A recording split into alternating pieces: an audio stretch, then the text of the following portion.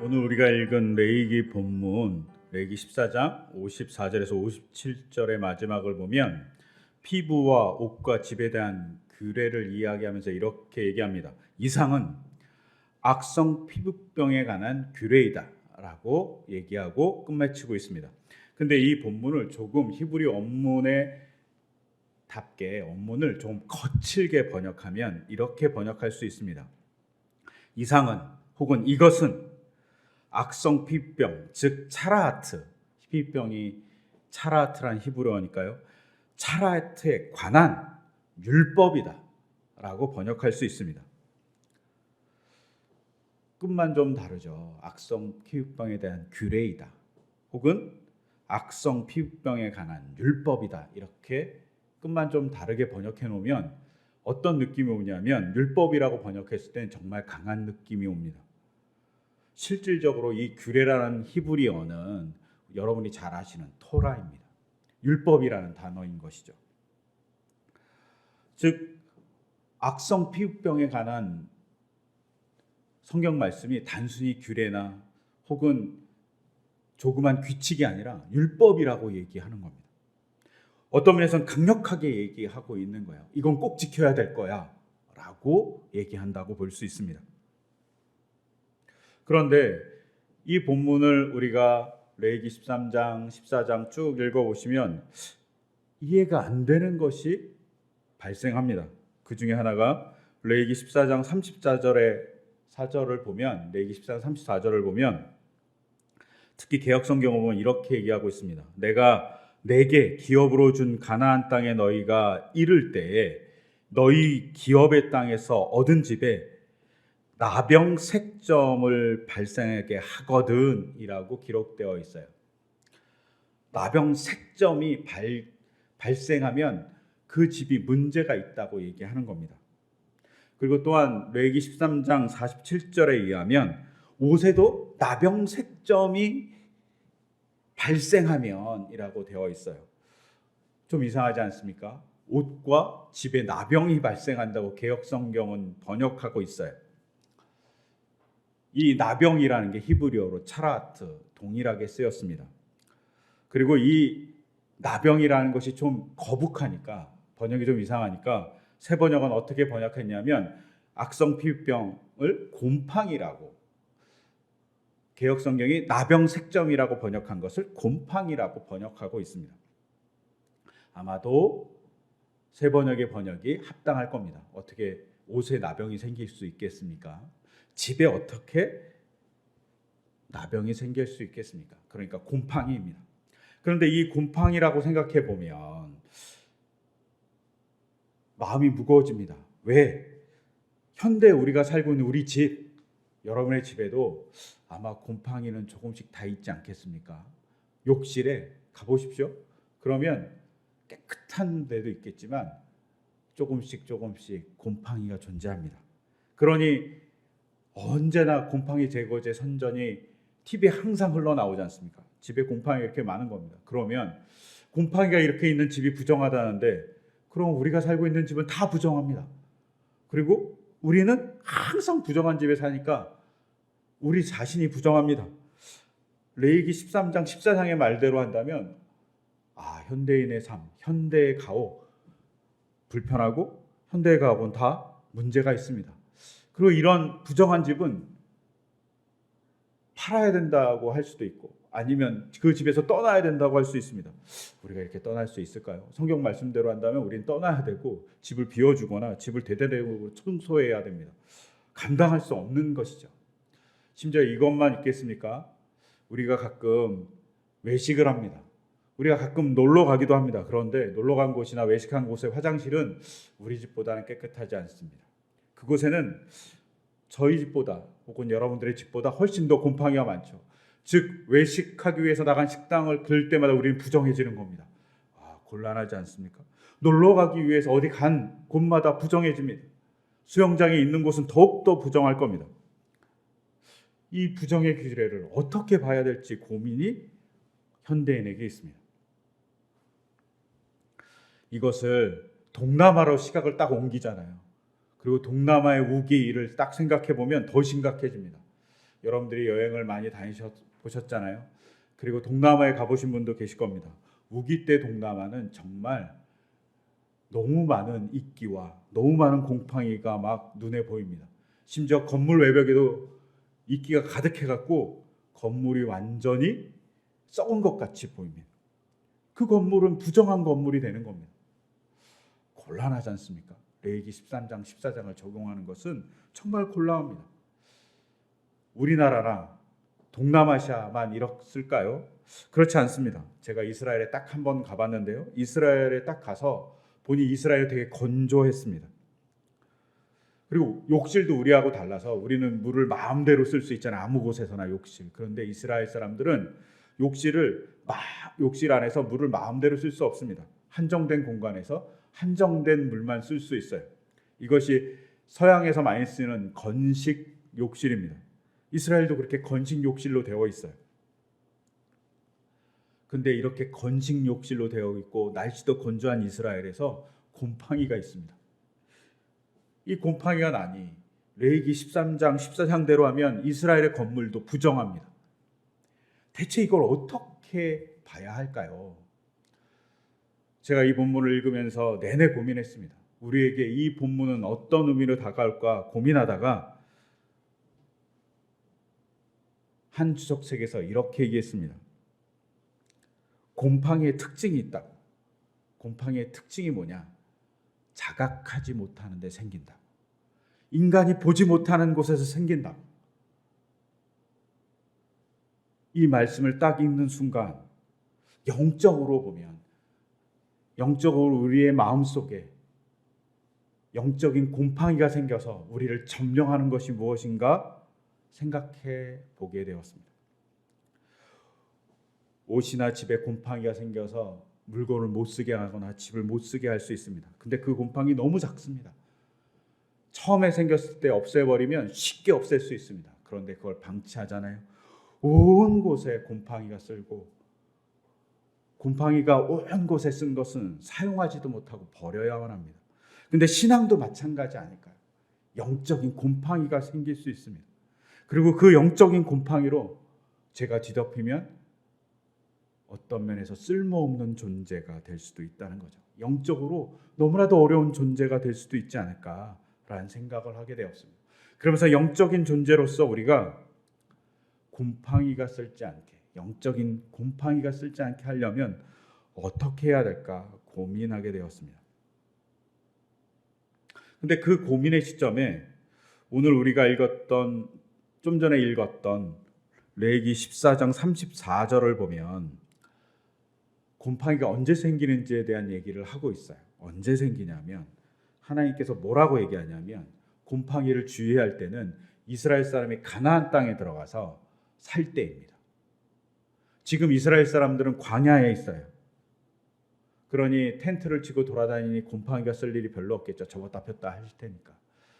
그리고 광야라는 게 돌도 모래가 되는 건조한 땅입니다. 그러니 곰팡이가 필 일도 별로 없습니다. 하지만 가나안 땅에 들어가서 집을 짓고 그리고 거주하면서 이동하지 않았을 때 곰팡이가 생길 수 있죠. 그때 주의하라고 얘기합니다. 이 모습을 보면서, 이 말씀을 보면서 곰팡이가 생기는 두 가지의 영적인 삶이 있지 않을까 생각했습니다.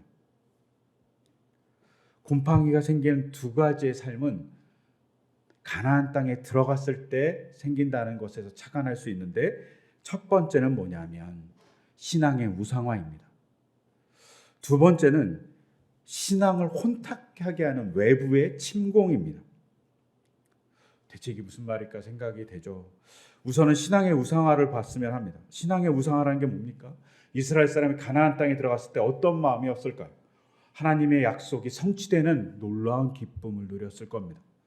하나님의 약속을 실현한 자신감과 은혜로 충만했을 것입니다. 신앙적 성취에 의해서 자존감은 높아졌을 겁니다. 그런데 이것이 시간이 지나고 세월이 지나고 세대가 지나면서 어떻게 되냐? 그것만 추억하게 되는 것이죠. 그것만 바라보고 있는 겁니다. 아, 우리가 옛날에 이런 신앙적 도전을 해서 이런 일이 있었어 라고 추억만 하는 거죠. 추억팔이만 하는 겁니다. 자신이 무엇을 가지고 하나님의 말씀으로 가나안 땅에서 살아야 될지에 대한 생각은 하지 않고 가나안 땅에 온 것까지의 기억만 가지고 살아가는 겁니다. 사실은 가나안 땅에서 어떻게 살아야 될지는 레위기에서 얘기했는데 그건 망각하고 가나안 땅에 들어온 사건만 기억하는 거죠. 그리고 과거만 우리가 이렇게 했지, 하나님 우리에게 이렇게 은혜를 내려줬지 라고만 얘기하는 겁니다.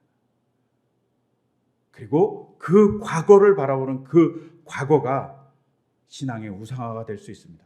이걸 너무나도 잘 표현한 사람이 있습니다. 바로 누구냐면 아놀드 토인비입니다. 아놀드 토인비가 역사연구라는 그 책에서 이런 말을 했습니다. 제가 이 말을 읽고 깜짝 놀랐고, 사실은 아놀드 토인비는 성경을 정말 열심히 읽었던 사람인 것 같아요. 성경 인용이 그 역사 연구에 엄청나게 많이 나오거든요. 근데 아놀드 토인비가 문명이 붕괴되는 여러 원인 중에 한 가지를 얘기합니다. 그 중에 얘기한 것을 제가 읽어드릴게요. 현재에 대한 방관적이고 피동적인 태도는 과거에 대한 열중에서 생기는 것이고, 이 과거에 대한 열중은 우상 숭배의 죄를 범하는 것이다. 왜냐하면 우상 숭배란 창조주가 아니라 피조물에 대한 지적, 도덕적, 맹목적 숭배라고 정의할 수 있기 때문이다. 어떤 경우 우상 숭배는 생명의 본질인 도전과 응전, 그리고 다시 새로운 것을 향한 도전, 이렇게 쉬지 않고 계속 가는 운동의 어떤 일시적인 국면에 있어서 자기의 인격 또는 사회의 우상화라는 형태를 취한다라고 정의하고 말하고 있습니다. 제가 이 본문을 읽으면서 아놀드 토인비가 위대한 학자니까 어떻게 얘기했는지 제 나름대로 얘기하는 게 불경한 일이겠지만, 제 나름대로 설명을 하자면, 첫 번째, 현재의 방관과 피동의 태도가 어디서 왔냐? 과거에 대한 열중으로부터 왔다라고 얘기합니다. 자신이 경험하고 혹은 그 전 세대가 경험했던 것이 너무나도 좋습니다. 그러니까 그거에 함몰되다 보니까 어떻게 됩니까? 자기가 왜 있는지, 자기가 왜 일을 하는지 망각하게 되는 겁니다. 대표적인 게 어떤 겁니까? 예수님이 세제를 데리고 변화산에 올라갔습니다. 그리고 그 변화산에서 자신의 변화된 모습을 보여주니까 제자들이 뭐라고 하고 얘기합니까? 여기가 좋사오니, 여기만 있겠다고 합니다.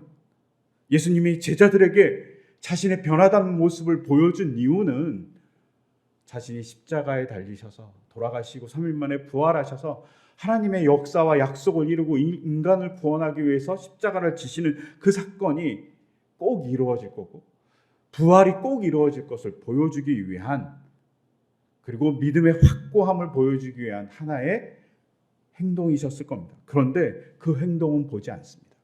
그리고 뭘 봅니까? 그냥 여기가 좋사오니 함몰돼 버립니다. 그러니 자기의 경험에 열중하고 혹은 과거의 사건에 열중하다 보니 그것이 우상이 된다고 얘기합니다. 아놀드 토인비가 이 얘기를 하면서 예를 든 사건이 있습니다. 어떤 예를 들었냐면, 알렉산더, 우리가 대왕이라고 얘기하는 그분이 유럽과 그리고 중동 지역을 거의 다 점령했지 않습니까? 그런데 이렇게 점령했던 이유는 군사적인 전술 때문이라는 겁니다. 창을 사용해서 집단적인 군사 훈련을 해서 적들을 물리친 겁니다. 그런데 그리스가, 마케도니아가 이 지수를 가지고 세계를 다 점령했는데 발전시키지 않았다고 얘기합니다. 발전시키지 않으니까 그 기술을 가지고 발전시킨 나라가 어디냐? 로마입니다. 로마는 너무나도 그리스의 창이 기니까 창은 좀 짧게 하고, 근접전에 문제가 있으니까 칼도 사용합니다. 그리고 근접전에 더욱더 방어를 잘하기 위해서 큰 방패를 만들었습니다. 이걸 가지고 팔랑크스, 거북이와 같다고 해서 팔랑크스 전법이라고 얘기합니다. 이 전법으로 로마는 그리스를 물리칩니다. 즉 그리스의 그 전술을 그리스는 발전시키지 않는데 로마는 발전시킨 것이죠. 근데 로마는 그 전술로 세계를 다 점령하고 나서 발전시키지 않습니다. 그래서 누구한테 한 방을 맞습니까? 카르타고의 하니발한테 한 방을 맞습니다. 기동력이 없는 이 팔랑크스를 기동력을 가진 기마병으로 물리친 사람이, 팔랑크스를 물리친 그 사람이 하니발입니다. 이것을 보면서 과거를 추앙하고 과거의 것을 우상화하면 이렇게 나라가 망한다라고 토인비가 얘기합니다. 그러면서 뭐라고 얘기했냐면, 배를 모는 사람이 노를 놓고 쉬는 태도, 그것이 무엇이냐? 창조성의 적이다, 이렇게 얘기합니다. 창조성을 갖고 계속 발전해야 되는데 과거의 추억에 함몰돼 버리면 그것이 적이라고 얘기하는 겁니다. 신앙의 곰팡이도 이런 거지 않겠습니까? 우리가 우리의 경험에 함몰되거나 혹은 우리의 생각에 함몰되어서, 아니면 이것이 좋사온이라고 딱 한정되는 순간 우리는 신앙의 곰팡이에 딱 놓이게 될지도 모릅니다. 그리고 그 곰팡이가 막 자라면 신앙이 어느 순간에 무너질 수 있습니다. 이런 일들이 비일비재하게 일어납니다. 우리가 잘 아는 코닥이라는 회사가 있습니다. 코닥 필름으로 되게 유명했습니다. 아마도 제 기억이 정확하진 않지만 세계 4, 5위의 회사였습니다. 그리고 이 회사는 1975년에 디지털 카메라를 처음으로 개발합니다. 그리고 1992년에 소비자용 디지털 카메라도 만들긴 했습니다. 근데 자신들의 필름 시장이 잠식될까 봐 이것을 발표하지 않습니다. 근데 코닥이 그런 것들을 하는 걸 보면서 다른 회사들이 디지털 카메라를 내놓기 시작합니다. 1990년대. 그리고 뒤늦게 코닥도 디지털 카메라를 내놓지만 시기를 놓쳐버려서 코닥은 우리가 잘 아는 대로 지금 회사가 망하고 있습니다. 그리고 많은 부분에서 망하고 이제는 조금밖에 남지 않은 회사가 돼버렸죠. 자신의 과거의 추억, 그것에 함몰되다 보면 가끔은 우리가 그 과거의 추억을 우상화합니다. 그리고 그 우상화를 통해서 어려움을 겪게 되는 것이죠. 또한 아놀드 토인비가 이런 우상화의 작업에서 우상숭배란 뭐라고 얘기하냐면 창조주가 아니라 피조물에 대한 지적 도덕적인 맹목적 숭배라고 얘기했습니다. 우리가 삶에서 가끔은 맹목적 숭배를 할 때가 있습니다. 어디에서 맹목적 숭배를 합니까? 지적으로 맹목적 순종을 할 때가 있습니다. 그런 것을 대표적으로 나타냈던 게 뭡니까? 지구가 평평하다고 생각하는 사람들이 있다는 겁니다. 정확한 보고인지는 모르겠지만 미국 인구의 10%가 아직도 지구가 평평하다고 생각한다고 얘기하는 보고가 있습니다. 왜 그렇습니까? 자신의 지식을 우상화했기 때문입니다. 다른 거 받아들일 생각이 없는 것이죠. 맹목적인 겁니다. 또한 도덕적인 숭배도 존재합니다. 저 사람을 영웅으로 만들고 그 사람이 도덕적으로 훌륭하다고 얘기하는 그런 맹목적인 사건이 발생합니다. 그것을 잘 드러내는 게 우리나라에 있습니다. 우리나라가 남북으로 분단되어 있습니다. 근데 북한에는 김일성이라는 사람을 우상화했습니다. 그리고 정말 말도 안 되는 얘기를 합니다. 백두혈통. 이게 공산주의를 얘기하고 사회주의를 얘기하는 곳에서는 도저히 얘기할 수 없는 겁니다. 마르크스가 공산주의를 얘기할 때 계급의 재생산을 없애버리고 싶었습니다. 계급의 재생산이 뭡니까? 귀족은 귀족이 되고요, 평민은 평민이 되고 천민은 천민이 계속 되는 것이 문제가 있다고 얘기한 겁니다. 또 그 문제만 본 게 아니라 돈 많은 사람이 계속 돈 많은 사람으로, 가난한 사람은 계속 가난한 사람이 있는 것이 불합리하다라고 마르크스가 본 것이죠. 그래서 계급의 재생산에 대해서 거부합니다. 그것을 하지 말자고. 그리고 우리가 좀 공평하게 나눠주고 개인이 잘 발전할 수 있도록 도와주자고 얘기한 게 마르크스의 주장입니다. 이걸 따라간다고 얘기하는 북한이 한 사람을 우상으로 만들고 그 가게를 백두혈통이라고 얘기합니다. 모순이죠. 논리적 모순이 발생했습니다. 왜 그럴까요? 함몰됐기 때문입니다. 자기 생각에 함몰됐고 그 자기 논리와 이론 생각하지 않고 그들이 만들어 놓은 사건에 의해서 함몰돼 갖고 도덕적으로도 백두혈통이 우수하다고 생각하는 거죠. 말도 안 되는 일이 벌어진 거죠. 이런 일이 북한에만 있었겠습니까? 우리나라에도 공히 존재합니다. 정치인을 우상화하는 일들이 우리에게 있습니다.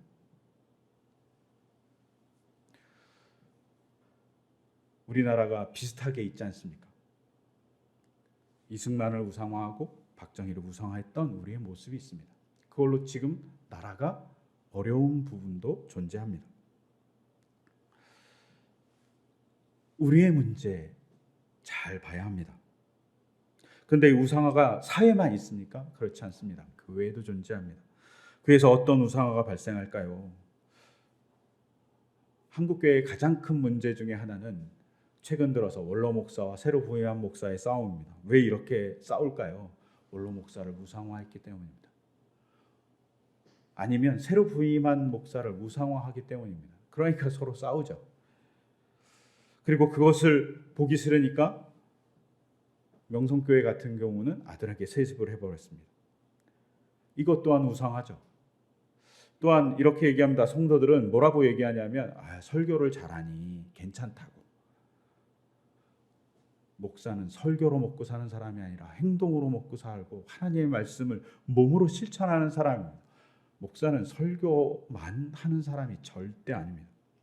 근데 설교를 잘하면 됐다니요.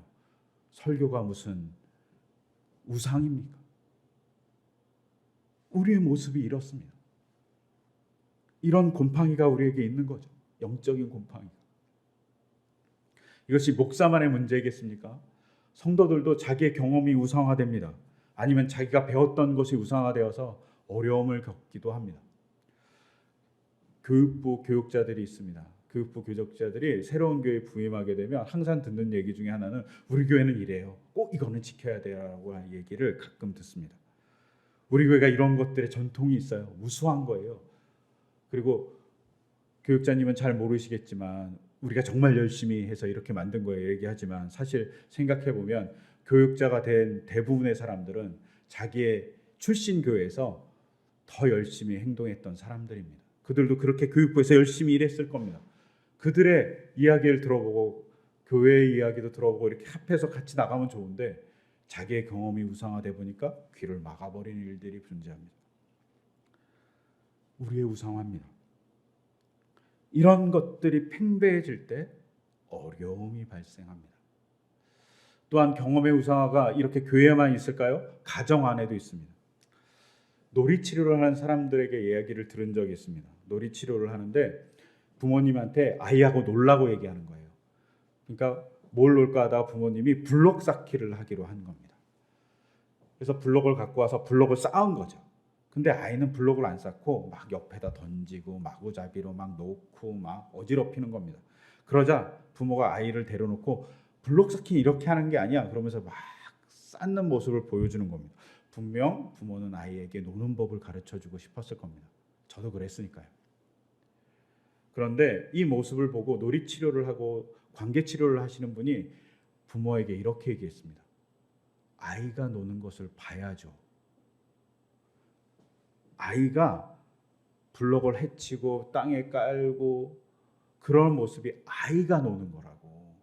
근데 부모의 놀이 방법에 아이가 맞추라고 얘기하는 것도 하나의 방법일 수 있지만 부모가 아이의 노는 방법에 맞춰주는 것도 중요하다고. 그러면서 어떻게 됐을까요? 부모가 아이에게 맞춰주고 아이도 부모에게 맞춰주다 보니 부모 아이의 놀이가 즐거워졌다고 얘기를 들은 적이 있습니다. 부모는 놀이의 규칙만 바라본 겁니다.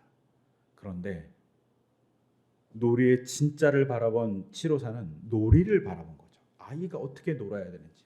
우리가 가끔 우리의 경험과 지식이 이렇게 우상화가 될 수 있다는 사실을 기억해야만 합니다.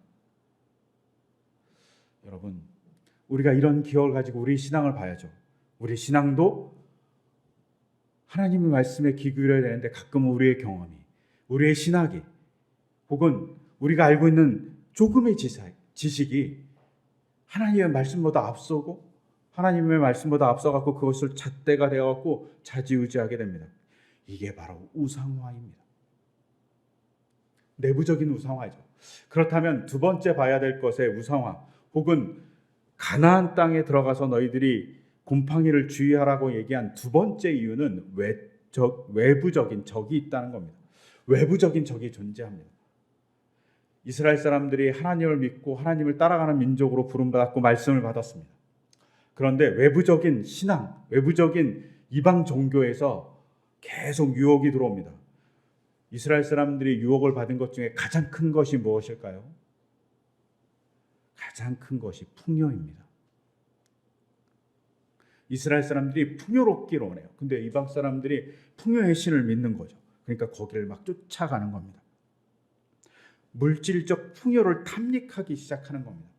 그것을 극단적으로 보여주는 성경 이야기가 있습니다. 바로 야곱과 그의 어머니 리브가입니다. 하나님의 말씀을 따라 살아야 되는데 풍요를 따라가니까 어떻게 합니까?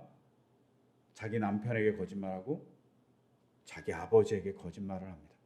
자기 형을 속입니다. 형의 축복을 가로채는 일이 발생합니다. 그래서 야곱이 어떻게 됩니까? 야곱이 정말 축복을 누렸나요? 야곱과 그의 가족은 비극을 겪습니다. 어떤 비극을 겪습니까? 야곱이 20년 동안 도망자로 삽니다. 고향으로 돌아오지도 못해요. 자기가 그렇게 바라던 그 가족, 자기를 그렇게 사랑하는 어머니의 죽음도 지키지 못합니다. 자기 아버지를 제대로 보지도 못합니다. 형제는 어떻습니까? 형제는 서로 죽일 것 같이 바라봅니다. 에서는 내가 저 야곱을 죽여버리겠어라는 마음을 가졌다라고 성경이 기록합니다. 자기가 축복을 가르치려고 했던 그 모습 때문에 어떻게 됩니까? 가족이 풍비박산납니다. 리브가는 어떻습니까? 성경에 리브가의 죽음에 대한 기록이 존재하지 않습니다. 오히려 리브가 말고 리브가의 유모에 대한 죽음이 존재합니다. 이상하지 않습니까? 리브가의 죽음이 존재하지 않아요. 기록이 없어요. 성경은 암묵적으로 리브가가 거짓말을 하고 축복을 가르쳤는데 일을 했던 것에 대해서 비판합니다. 어떻게? 그의 죽음을 기록하지 않음으로 말합니다. 차라리 그의 유모에 대한 죽음을 언급하면서 유모보다 못한 사람으로 리브가를 언급하고 있는 겁니다. 더불어 야곱이 어떻습니까? 아버지가 물려준 땅을 제대로 소유했습니까? 그렇지도 않습니다. 가나안 땅에 20년 만에 돌아왔지만 야곱은 끊임없이 돌아다닙니다. 그의 아버지가 준 땅을 갖지 못했기 때문입니다. 풍요를 갈급해서 풍요를 가지려고 노력한 그들이 하나님을 향하지 않고 풍요를 가질 때 엄청난 비극을 양산했다는 것을 야곱과에서 이삭과 리브가는 잘 보여줍니다. 여러분, 풍요를 쫓아갔던 이스라엘 사람들이 자꾸 바깥으로 자꾸 나가고 이방 신을 막 섬기려고 합니다. 그것이 신앙의 곰팡이죠. 레위기를 읽어보십시오. 너희가 풍요를 바라고 하나님께 오라고 얘기하지 않습니다. 너희가 바르게 사는 것이 무엇인지 얘기합니다. 그리고 그것을 너무나도 잘 얘기해 주신 분이 누굽니까? 오늘 읽었던 마태복음 5장의 예수님의 말씀입니다. 그리고 예수님이십니다. 예수님이 복에 대해서 정확하게 규정합니다. 우리는 복하면 어떻게 얘기합니까? 부자가 되는 게 복이라고 얘기합니다. 그런데 예수님이 복에 대한 규정을 이렇게 얘기합니다. 마음이 가난한 사람이 복이 있다. 가난한 것이 복이 있다라고 얘기합니다. 마음이 가난한 사람이 복이 있으니 그가 천국에 들어갈 거라고 얘기하는 것이 보통 우리가 본 해석이지만 세모적인 해석을 하면 마음이 가난한 그 자체가 복이다. 그리고 부수적으로 얻는 천국은 그냥 부수적으로 얻는 거다라고 얘기하는 겁니다. 슬퍼할 줄 아는 공감을 갖고 있는 것이 복이다라고 얘기하는 겁니다. 가난한 자의 아픔을 아파할 수 있는 동질화가 복이다라고 얘기하는 겁니다. 의로운 마음을 추구할 수 있는 그 마음이 복이라고 얘기하는 겁니다. 선한 것을 위해서 자비를 행할 수 있는 행동이 복이라고 얘기하는 겁니다. 청렴하기 위해서 깨끗한 마음을 가진 그 자체가 복이라고 얘기합니다. 평화를 만들려고 미움을 버리는 그 자체가 복이라고 얘기하는 겁니다. 박해에도 의로움을 실천하기 위해서 용기를 내는 그 자체가 복이라고 예수님이 얘기하고 있는 겁니다. 우리가 팔복 혹은 구복에 나오는 이 이야기들은 복이 가난하고 누군가를 위해서 울어주는 그 자체가 복이라고 얘기하는 거지, 그 뒤에 나온 땅을 차지하거나 하나님의 자녀가 된다거나 천국에 들어간다는 것이 복이 아닙니다. 복은 그 자체입니다. 가난한 것, 자비를 갖는 것, 의로운 것. 그리고 그 뒤에 나온 것은 복의 부산물에 지나지 않습니다. 근데 우리는 자꾸 그것을 추구하려고 합니다. 시편도 오늘 읽었던, 예배에 들어가기 전에 읽었던, 예배 부름에서 읽었던 시편 1편 1절에서 3절까지는 복이 뭐라고 정의하냐면, 복 있는 사람은 말씀을 읽는 사람이라고 정의합니다. 그리고 시냇가에 심은 나가 시절을 쫓아서 과실을 맺는 것은 복의 부산물에 지나지 않습니다. 끊임없이 이스라엘 사람들을 유혹하는 건 풍요입니다. 우리를 유혹하는 것도 풍요이죠. 그리고 한국교회가 그 얘기를 너무 많이 했죠. 예수 믿으면 복 받아요. 예수 믿으면 부자 돼요. 그것이 정말 교회가 얘기할 것까요? 분명 그것도 좋은 얘기입니다. 제가 청년 때 이런 얘기가 있었습니다. 기독교, 특히 개신교를 믿는 나라들이 다 부자라고 세계 지도를 보라고 얘기하면서 설교하셨던 목사님들이 있었습니다. 그리고 그것을 강조했던 단체도 있었죠. 근데 그 얘기를 듣고 감동했을 때도 있지만, 지금은 그 얘기를 들으면 의문이 생깁니다. 그러면 한 2000년 전에는 부자였던 나라가 다른 나라인데 그 나라는 어떻게 해야 될 것인가? 예수님을 믿지 않고 부자가 되는 일본은 어떻게 봐야 될 것인가? 아무 노력도 안 하는데 속이가 펑펑 터져갖고 부자가 된 나라들은 어떻게 봐야 될 건가? 이런 의문이 들지 않습니까? 부가 복이 아니라는 것. 부는 복의 부산물입니다. 하나님이 주시는 은혜이죠. 근데 자꾸 그걸, 은혜를 복으로 대치시켜 놓는 것은 우리가 복을 우상화하는 겁니다. 이 우상화하는 것이 어떤 면에서는 우리에게 들어오는 곰팡이와 같습니다. 그 곰팡이를 막는 것, 그 곰팡이를 조금씩 제거하기 위해서 우리에게 주어진 것이 예배이고 말씀이고 우리의 모임입니다. 그리고 교회가 그것을 위해서 도전할 때 교회는 교회가 될 수 있을 것입니다. 또한 그런 교회가 될 수 있도록 며칠 전 우리 성도님들이 귀한 결정을 해줬습니다. 이 작은 교회가 선교지 2곳을 도와주고, 그리고 지역에 있는 아동센터 하나를 도와줍니다. 그리고 저희는 정말 부담된 결정을 했습니다. 도와주던 거에 2배를 도와주자고. 그래서 그 도와주던 곳에 조금밖에 안 되지만 우리가 감당할 수 있을까 없을까 하는 고민을 하면서도 도와주던 금액을 2배로 올려놨습니다. 이것이 올해 우리의 믿음의 도전입니다. 하나님의 역사를 이뤄가기 위한 우리의 도전입니다. 부가 아니라 하나님의 말씀이 복이고 그것을 실천하는 것이 복이라고 생각하는 그 시도를 하는 것, 그리고 그것을 어떻게 잘할 수 있을지 끊임없이 개발하려고 노력하는 것, 그것이 우리가 가져야 될 도전인 겁니다. 옛날에 교회는 그런 도전을 한 적이 있습니다. 바로 선교입니다. 그런데 선교도 우성화되기 시작합니다. 단기 선교 갔던 기억이 좋으니까 그걸 계속 가는 겁니다. 근데 단기 선교 가서 자기의 은혜를 받으려고 하지, 단기 선교 가서 선교사를 도와주려고 하는 의도가 사라진 겁니다. 그러니까 선교사가 옛날에 저한테 뭐라고 얘기했냐면, 저 이야기 듣고 정말 충격받았거든요. 단기 선교는 선교사의 택배 기사라고 얘기한 적이 있습니다. 그 정도로밖에 안 보는 겁니다. 단기 선교사한테 어떤 교회가 후원하기 위해서 뭘 보내야 되는데 인원이 많이 가니까 그 인원에 선물을 보내는 거죠. 그러니까 단기 선교 오는 사람들은 택배 기사라고 얘기한 겁니다. 선교사도 문제겠지만 이렇게 만든 한국 교회가 있는 거죠. 슬픈 현실이죠. 왜? 자기의 경험을 우상화했기 때문입니다. 본질을 바라보지 않았죠. 선교는 누군가를 도와주기 위해서, 복음을 전하기 위해서 우리가 어떻게 행동할지 고민하는 겁니다. 그런 면에서 우리 교회가 또 이런 고민을 해가기를 소망합니다. 선교를 가기를 소망해요. 그런데 그 선교가 선교의 본질에 맞게 가기를 소망합니다.